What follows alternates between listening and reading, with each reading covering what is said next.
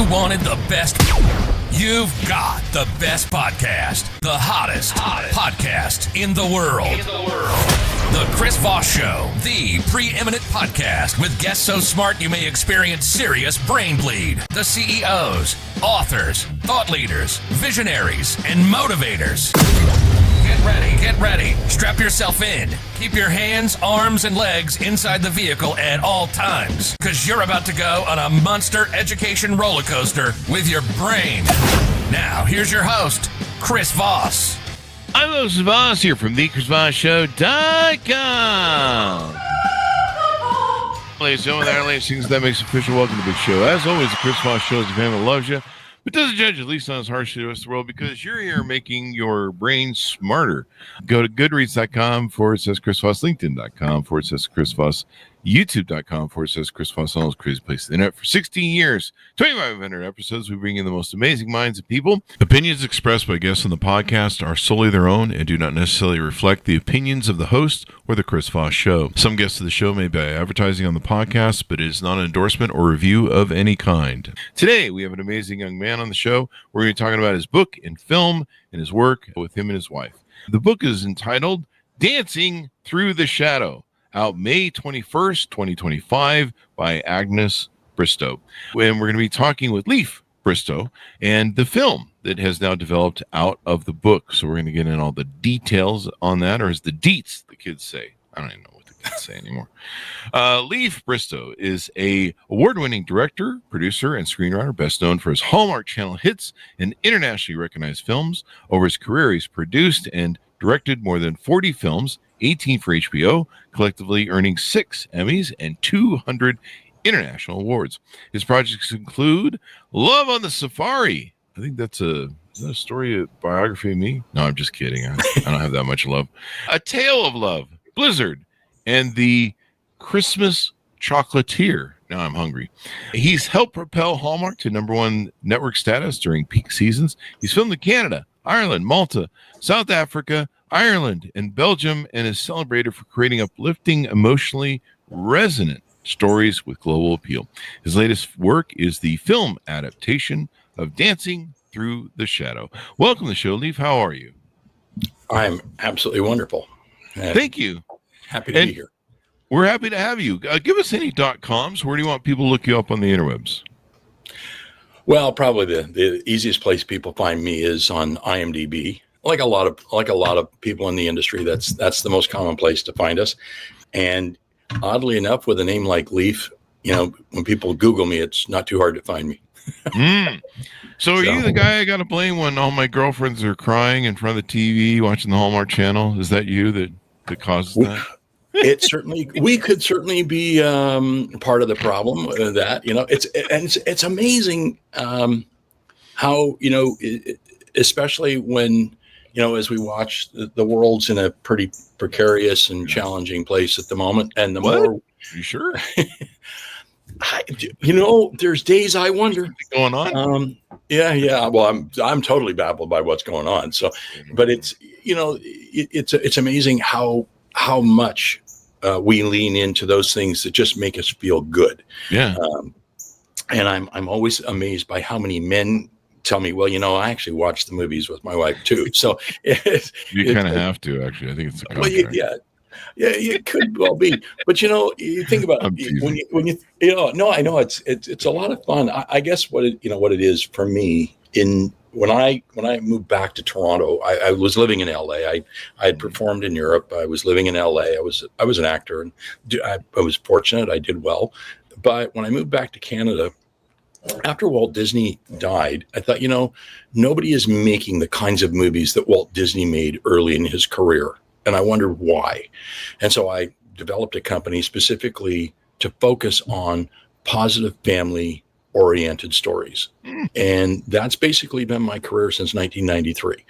And it's been fascinating. It makes for a wonderful journey. The Hallmark movies that my wife and I do in particular, some people kind of credit us with creating exotic locations for Hallmark.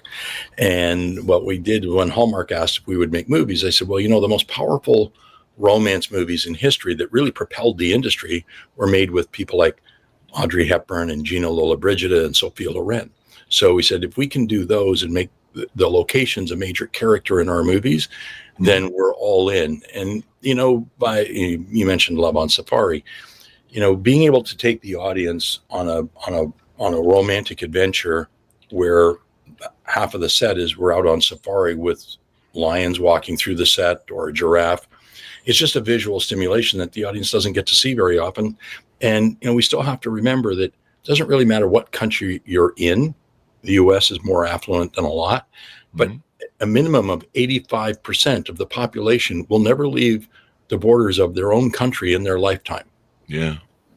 So, it's the opportunity to explore when we do a Christmas movie in Vienna, or, last year we chartered a river cruise ship on the Danube, and we filmed 3 love stories following 3 couples as they fall in love as they go on a river cruise down the Danube. So we filmed in cities. Well, the only way you can do that is this way. So it's really been part of the signature of what we do. We always like to try to make people laugh and cry all in the same movie.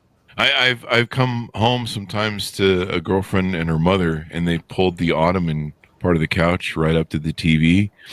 And I walk in the door. I'll never forget this. I wish I could have filmed it, but I never forget it. And the both of them, they're feet from this giant TV, watching. I think it was Hallmark of Life, one of those movies from you guys' programs. And I don't know if it's yours, but I walk in, I turn to them, or they look at me, and they turn around, and they're both just crying incessantly. And and I think one time they said, "Men suck," and I just turned around and left and went and got dinner somewhere. I wasn't gonna stick around for that. Well, last year, actually, we our daughter Brittany, who stars in a lot of Hallmark movies and other movies, also she wrote a movie. Called Love on the Right Course, which was about golf. And actually, that movie has actually done quite well for Hallmark in the spring. They played during golf season, because women and people say, well, gee, that was one. Yeah, it was easier for me to get my husband to watch that one with me because it was about golf, even though there's not really much golf in it. There was a lot of romance, but not a lot of golf. Yeah, that's good. Getting both sides of the spectrum there, eh? Getting everybody involved in the thing. So let's get into it with tell us about this book and the story that lies inside. Okay, yeah, it's the book's Dancing Through the Shadows. There's a pretty picture of it. I love the cover, and that actually is Tia Zhang, the heroine in the book. It's such an amazing story, her life. Tia grew up and came of age in China under Mao's reign. Her father was one of the most senior military people in China and was part of the group that ended up surrendering Beijing to Mao. I mean, a surrender was, Mao kind of came into a hero's welcome when they finally got to Beijing.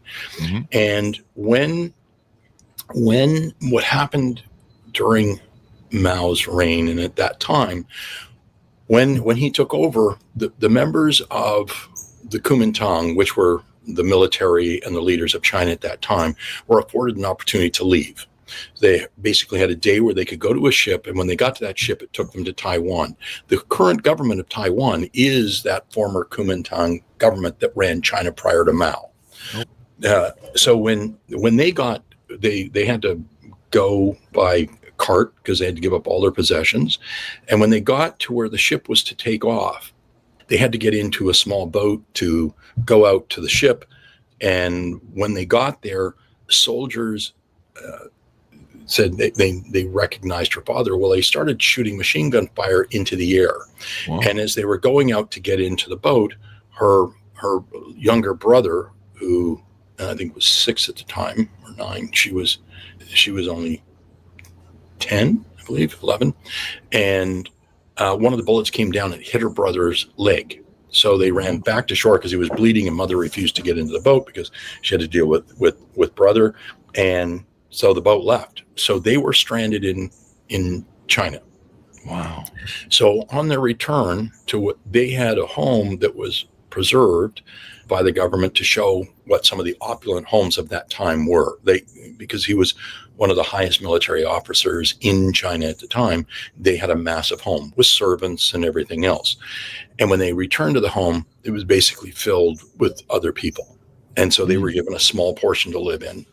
Her father was sent to be an administrator in a hospital 5 hours from Beijing.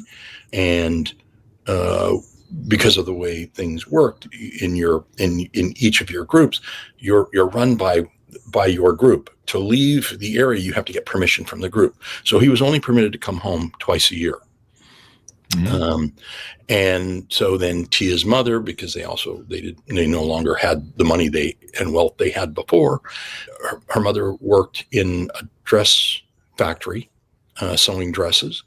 And at a certain point, when they had dances at the factory, so Tia got to go. Well, at a certain point, there was a woman by the name of Betty Oliphant from Canada who was invited to come and set up China's first ballet studio of European and the ballet that we in North America know, as opposed to traditional Chinese ballet. And so Betty Oliphant went over to launch the school, and Tia wanted to audition, and she became known as the Jumper. And she's a very, very strong-willed human being. So she went in to do the audition. Betty Oliphant asked them all to raise the back of their tops so she could see their backs. And Tia refused because it would be improper for her to show her back. But Betty Oliphant chose her to be in the school. So she actually was in the very first graduating class of the Beijing Dance Academy. It's the same one. I don't know if you recall, there was a movie a number of years ago called Mao's Last Dancer. Mm-hmm. It won an Oscar. The dancer in that was chosen by Tia to go to school there, and he graduated 10 years after she did. So it's what the family endured during that period while Tia was there, she went through the complete change of Mao's upheaval in the country with the Chinese Red Guard and all of these things. And there came a point in Tia's life while she was at the school, and it was always thought that she would go on and be the principal ballerina. She was considered the greatest traditional Chinese dancer ever.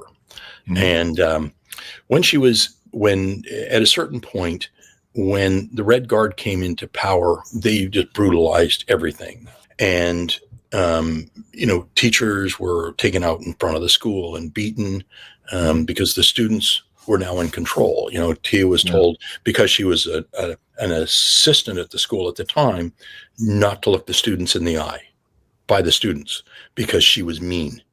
I think I remember this story of the students beating yeah. Oh yeah, it was brutal. I mean, and this is where Mao created mass confusion because he was falling out of favor, and to gain control of the country again, he did, and I'm going to say it, he pulled a Donald Trump. He worked at unleashing the youth of society against everyone else, saying it was the youth that was going to change China. Mm-hmm. The intellects in the country were the problem, that what they needed to do was to burn all the books, that the press was the enemy of the people. Therefore, they needed to get rid of the press because it was all reporting fake news. So that needed to disappear. The students were the ones that should be in control, and that the workers were the ones that were in the worst shape because the intellects were trying to control the country. So he started weeding out all of the intellectuals and placing them into labor camps and things like that, which is what many of his campaigns were about. And so at a certain point then, Madame Mao decided they were having a fight with Russia because Russia was supposed to provide them food in exchange for iron ore. And China really, in all of the years of the Cultural Revolution, they never produced enough iron ore to build a bridge, I don't think. So then they got into a fight with Russia, and everything came to a stalemate, and the people were starving. There was, it's estimated that between 35 and 70 million people died under Mao's reign, and many of that through starvation in the western provinces because the farm fields, all of the men had been recruited to work on the iron, to try to get iron ore and to work in the factories, and the women and the children and the older men were left in the villages, and they had massive rains, and the tractors were just stuck in the mud. No one could get them or use them, so all the crops rotted, and the people were starving to death. And so what Tia witnessed in the city because of the famines and the starvation was horrific. And then she met a young man, and this is what really, I mean, the book is a wonderful love story. What Agnes was able to do by spending a couple of years really talking to Tia in detail was to understand how to tell the story through Tia's eyes, which is what's so important about this story. And understanding the level of adversity that she was faced and what she did to overcome it.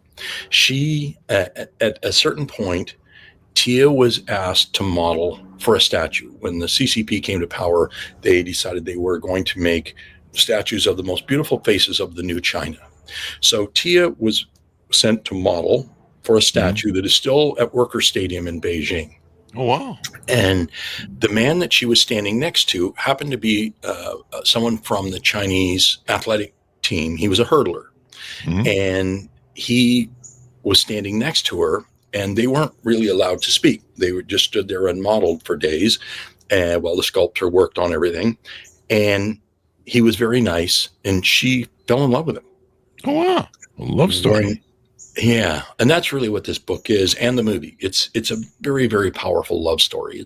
It's not, it's not so much a story of China and the Cultural Revolution, but it's set against that backdrop, because you can't tell her story without showing that backdrop. And so she went home and told her mother about this man, and that didn't go over so well. But she tried to see Jason, and her mother said she refused, because her mother was determined that as a proper Chinese mother and her daughter, she would arrange a marriage for her. Tia wanted nothing to do with the men that she picked. She said that she had met Jason. And then after the modeling of the statue, she convinced her mother to go to a screening of a ballet at a theater to commemorate the new statue.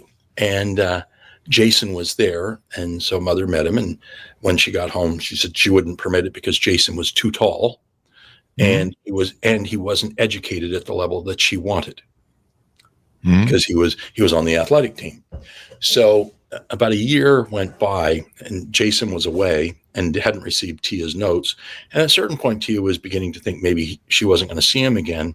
And then he showed up at her door, not realizing the note that she had given him was in a pocket in a jacket, but he had been sent away to train, and the jacket was in a different place. So he had no way to contact her. Wow. So he came back, he found it, and he came to her home. And so mother allowed them to visit. But then when they said when she said she wanted to marry Jason, she absolutely forbid it. And there was a whole period of time, months went by, where they did not speak. There's a scene in the movie, and it's talked about in the book, but there's a scene in the movie that is unbelievably powerful. And every one of my actors who in that scene, who are all Chinese, some were South Korean, but they're all Asian actors. And every one of them said they've experienced this exact same conversation in their home. My lead actress had just undergone the same thing, where mother basically said, "You will do what I say, or you're dead to me, and you will no longer be part of this family." Wow. I get that weekly from my mom. So Tia said there was no way she was going to give up on Jason. And so she left and went back to the ballet school. And her sister came, and, she said, the family's miserable because Tia won't give him up. And she said, "I won't give him up." So finally, mother said, "Okay, come here and bring Jason." So she went, brought Jason, and mother said, "Okay, I have reconsidered, and I'm willing to permit you to see Jason on the condition that he go to university." And what Jason said was, "Well, I'm very excited because I've suffered a number of injuries, and I've already enrolled in the Beijing School of Medicine at the university. So he's going to be a doctor, man." Yeah. Let the guy be a doctor. Yeah. So mother and Nai, the grandmother, were very excited, and so mother gave her blessing. Oh, so that ended up good. Nice. That was really wonderful. Yeah. So Jason was then at school, and Tia was teaching at the ballet school. And Jason, while he was completing his schooling, because he was the head of his group of students. So as the leader of his group of students, he asked a question of the superior about why they weren't allowed to do something or whatever. A note of that was put in Jason's file. Mm-hmm. So on basically the day or immediately following his graduation from university as a doctor of Chinese medicine, he was notified that he would be being sent to a labor camp to reconsider his thinking. And most of his thinking, you need to reconsider your thinking. Well, it's the same thing that Mao did with all the intellectuals in China. He sent them to labor camps to get rid of them, so that the country was being run by people without education that he could control. And so, in the labor camp he was sent to, most people never returned from. It was very close to the Russian border, freezing in winter. They didn't have proper heat. If your bed would be, you would dig a hole below your reed mattress, and you would put embers of coal in that hole, and that's what would lift heat up. So think about you're breathing coal dust all night long. Oh, that's got to be good for the lungs. Yeah, life expectancy was not great. Yeah. So then at some point, Tia asked if she could go and visit, and he was given permission for her to come. He was treated a little bit better than some people because he was also he was a doctor. So he was providing medical help to people in the labor camp. Mm-hmm. So he was treated a little bit better. And he was given permission for Tia to come and visit. So she had to take like an 18-hour train ride to the north just to visit him. Mm-hmm. And while she was there, she became pregnant. Because they got married when he was being notified that he would be sent away. They got married, even without the blessing of the government. They had a quick wedding, knowing that knowing that she might never see him again. They got married anyway. They got married anyway. Wow. Yeah. Hope is the enduring thing of humanity. Yeah. So he's up to labor camp. She goes up and she comes back and she finds out that she's pregnant. Oh. So during that period, and just before she was to give birth, she gets a letter saying that the school is being shut down. Madame Mao decided that ballerinas didn't understand what hard work was like. She closed the dance schools and determined that she would send all the ballerinas to labor camp so they could learn to work alongside the peasants and understand what hard work was all about. So and the problem was she couldn't take the baby. And so 56 days after her son was born, she had to give up her baby and then go to a labor camp. Wow.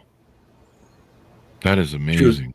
And she was only able to see her son a couple of times in 3 years. Across 18 years of his life, or the next 3 years? For the first 3 years of his life. She only saw him a couple of times.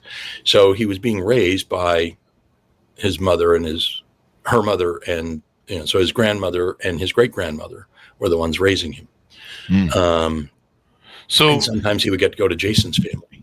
So we want people to go read the story so they can find out. I think we've got that teased down enough. How is this moving with getting into the book, into the movie and stuff like that? Tell us a little bit about that process. Well, it was such a powerful book, and I mean, I can remember sitting there reading the book, and I read a lot of scripts. I don't read a lot of manuscripts because, well, I read about 300 feature film and television movie scripts a year based on what's submitted to me for directing, producing, and financing. And I love reading a good script because then it allows my mind to paint all the pictures of what it's supposed to look like. With a book, quite often the authors paint all the pictures. So I find it really hard to read books because I'm the one that wants to paint the picture.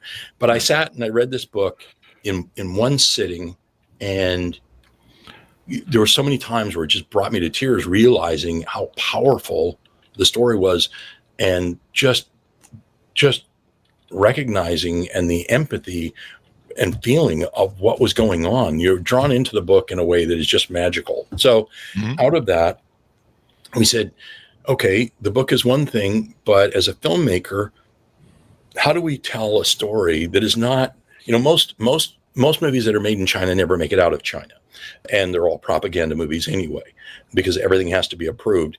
Every page has to be approved by the Chinese government before you film it. With something like this, I knew that, the only things that North Americans and most of the world has ever seen from China are sitcoms or, Jackie Chan movies or things like that. But for when you consider there's over 50 million people in North America of Asian ancestry, it's a big part of our combined demographic in Canada and the United States. Yet, as neighbors to this part of our society, we know very little about China. We know very little about our Chinese friends. We don't necessarily understand the customs other than going to a Chinese restaurant. So what was powerful about this was it wasn't a sitcom. This is modern history of China, that by telling one woman's story, this is not just Tia's story. It is Tia's story, but many millions of Chinese people went through this same history, and their children are alive and living in North America. So this is many, many people's story that they can relate to. And I think I wanted to be able to make a movie. I wish it, like many movies, there's no way you can do complete justice to the book. To do that, I would have had to do about an 8-hour movie or a 6-part miniseries. But what's powerful about the movie is it was really the opportunity to create a visual experience that people could gain a better understanding. And maybe that would cause them to go read the book, or the book will cause them to watch the movie. But it's a real opportunity for us to learn and see a part of history that isn't that far in the past. And how it's so easy to be destined to repeat the same history. Yeah. The one thing man can learn from his history is that man never learns from his history. Isn't that the truth? Thereby we go round and round. I mean, if you studied history and how things roll, you understand what's going on in 2025, and you're horrified. Yeah. At least if you live in America. So 2025, people, if you're watching this 10 years from now on YouTube, assuming it still exists and everything else does exist. So yeah, it's amazing. People always bug us on YouTube because we've been on there for like 20 years or something in there. Like, you're still writing about the iPhone 2, and you're like, that was in like 2005 or something. What are you doing? I don't know. It is amazing. Don't write me either. Well, we used to put prices on reviews, and then 2 years later they would write, it's $9.99 on Amazon, and you're like, do you look at the dates on the videos? And so that's why I always give the date, because that's incredible. Yeah, I mean, to think that we're in 2025 and we are where we are is pretty amazing. But there's such amazing and wonderful performances in the film, and it's. I would encourage anyone to get the book, because that they can do that really fast on Amazon. It's right there. We've been very fortunate. It's been in the bestsellers list for over a couple of months now, so we're really thankful for that. MGM is distributing the film for us now worldwide. So I'm just not quite sure which network in the U.S. has recently picked it up, but I will be finding out pretty soon. Is it in? So has it been released yet then? The film has been released. Mostly we released it in film festivals and then a small theatrical release in Canada. And then MGM picked it up to distribute worldwide. So it'll primarily, I'm hoping that what they do is do an Amazon premiere with it. Since MGM is now owned by Amazon, that's my hope that we see it there. Because the real goal with the book and the film, more so, there's the wonderful ego as a filmmaker, and as a director, of saying, gee, I'd love to see it in 1,000 cinemas. But the real truth is, that's not how we watch motion pictures anymore in this world. We watch Marvel movies and big Disney, mega pictures in the movie theater. But the real truth is, 90% of all the content we watch via a streamer anyway. So I would rather that it's seen by people all over the world as much as possible, because it's also an incredible education to helping people understand what is something about the Chinese community, understanding recent Chinese history. This will give you a better understanding of who China is today, just by understanding more about those people who are our neighbors in society and than we currently do. If it causes us to ask questions, or if you've got, a friend that's Chinese and it causes you to ask them a question and become more educated and a better friend and learn more, then I think then it really will have accomplished something great. So people can watch for it. How can is there a website they can go to that's going to post maybe where they can find out how to see the film and stuff like that? We will post that on dancingthroughtheshadow.com, which is also, that is the website for the book. It's the website. We will post anything to do with the film on that site as well. As soon as I get the list of countries and channels that MGM has placed it on, then we'll be putting that up so that people will know where they can see it near them. Well, we certainly appreciate you guys coming on the show and sharing this amazing story. I would definitely want people to tune in and check it out. Give us the other.com as we go out, and we'll wrap the show. Yeah, as I said, the dancingthroughtheshadow.com is by far the best one. And if you can't find that, just look Leaf Bristow up on the internet, and you can always, I'm easy to contact, I'm easy to find, and I can always send you the information. Well, we certainly appreciate it. Thank you very much for coming on the show. Thank you. I really appreciate it. Thank you. What an amazing story. I mean, just some of the things that people endure, A lot of people today, they just get angry. They go to Starbucks and maybe they don't get their chai and their latte or whatever. And, it's the end of the world. And you see what people go through in real world times, and we might go through again. So anyway, thanks for coming on the show, Leaf. Folks, check out the book wherever fine books are sold. Dancing Through the Shadow, out May 21st, 2025. Thanks so much for tuning in. Go to goodreads.com/Chris Voss, linkedin.com/Chris Voss. Chris Voss won the TikTokity and all those crazy places on the internet. Be good to each other. Stay safe. We'll see you next time. And that should have